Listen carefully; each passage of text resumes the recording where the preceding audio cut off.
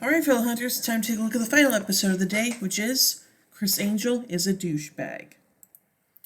It's Magic Week in Sioux City, and Jay, a magician, sits in a bar amusing the waitress with card tricks. A younger magician, Patrick Vance, heckles him, calling him washed up. Later, Jay and his friends Charlie and Vernon sit in a theater watching another flashy young magician called Jeb Dexter go through his paces. They bemoan that their day has passed, and Jay is increasingly depressed. He announces that he intends to undertake the table of death trick that night, a trick he almost died trying 30 years ago. That night on stage, as Jay lies bound under a rack of steel spikes about to descend, his death seems certain. The spikes fall, but the curtain is parted to reveal Jay alive and well. Meanwhile, as he is leaving a bar, Patrick Vance falls to ground dead, blood oozing from 10 puncture wounds in his chest. Sam and Dave arrive to investigate. Sam reveals a knowledge of the world of magicians gained during a phase when he was 13. Speaking to his assistant, they find that Patrick Vance had a tarot card, the Ten of Swords, on him when he died. Dean questions Charlie and Vernon to no avail. Standing enough to speak to someone called the Chief, they say once crossed Patrick. When arriving at the address, Sam finds he's been had. The Chief is a gay leather dominant. Sam is doing research at the hotel when Ruby arrives. She accuses Sam of wasting time while the 66 seals are being broken. She tells him that the angels are losing the battle. 34 of the seals have been broken. Sam says he doesn't know where the seals are or how to stop them from being broken. Ruby counters that he needs to go after the source of the problem, Lilith. Sam refuses and Ruby leaves. They returned, and Dean threatens that they will hold their rights to charge them for obstruction of justice, but Charlie and Vernon reveal their con of being an agent. Then they lie about them being aspiring magicians. That night, Jay attempts another death-defying act, the executioner, which involves escaping from a straitjacket before being hung by a noose. As Jay struggles to escape, we see a noose of rope come to life and hang Jeb Dexter from the ceiling fan in his hotel room. Just as the noose tightens on stage, Jay is freed. Sam looks upon him with suspicions. Sam and Dean confer, postulating that Jay's using black magic to regain his old glory.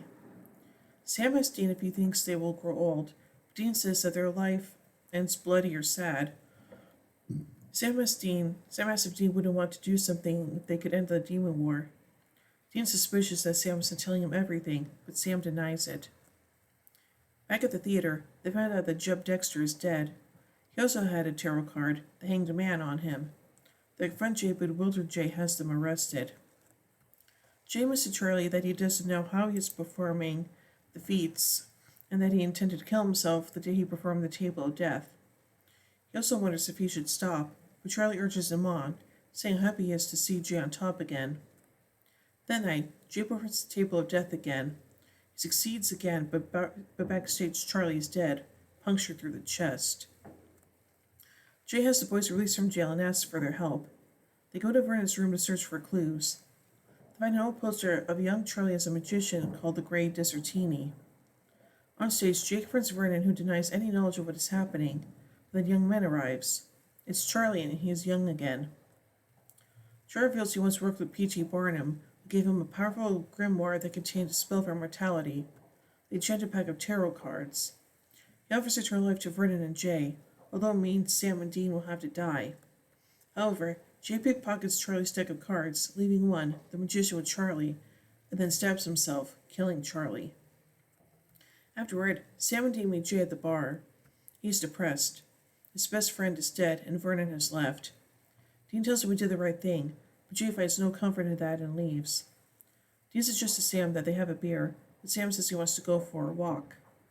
Outside, Ruby arrives and Sam gets in the car with her. He says he's in. Ruby asks Sam why he changed his mind, and Sam says that he doesn't want to be hunting monsters when he's an old man. Yeah, boy. Hey. So anyway, let's take a look at some trivia surrounding this episode. Dean says, I hope I die before I get old. This is a line from The Who's popular 1965 single My Generation.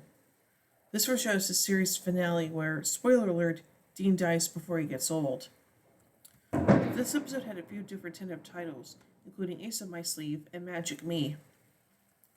The episode's title name is a reference to Criss Angel, a real-life magician that dresses and wears makeup similar to Jeb Dexter.